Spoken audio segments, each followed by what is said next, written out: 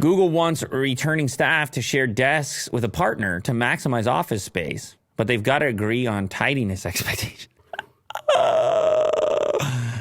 You imagine yourself trying to share a desk with anyone else in here? I'm like, listen, Will, we got to condense our office space here. We now have your quarter to work with. Oh, no. And everyone else is going to be in there, too. Yeah. You're going to have to shift over to the left. Wait, everyone? It's not just a partner? No. We're taking to the next level because we're the friendliest and tidiest, right? Okay.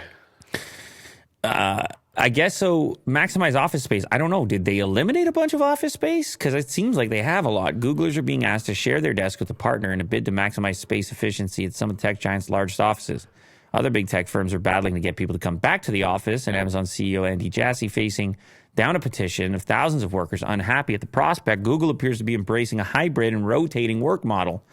In an internal document seen by CNBC, Google has asked staff to alternate the days they come in, Mondays and Wednesdays or Tuesdays and Thursdays, in order for one desk to be shared between multiple people. Members of staff are invited to come into the office on unassigned days, but they will be asked to sit in an overflow drop-in space. So they're like, okay, fine, you guys all want to work from home. Well, we can't have these enormous leases on these buildings.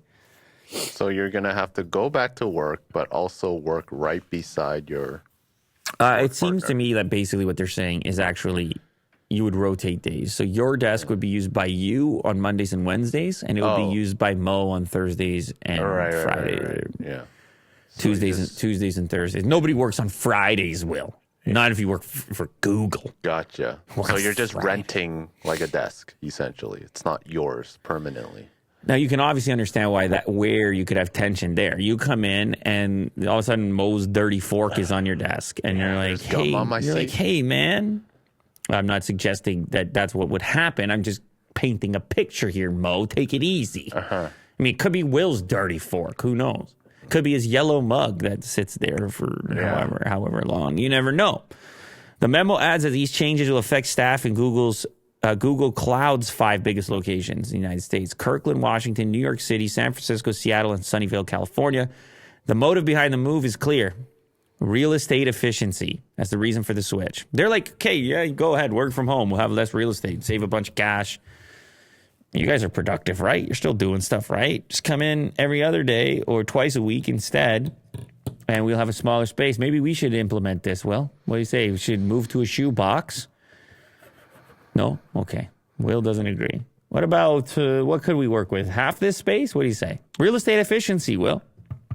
Where will all our cars go? You're screaming at me, Will. You're screaming and yelling. I have a lot of cars here. Anyways. You're a tidy guy. I think people would want to share with you. Yeah, we'll see.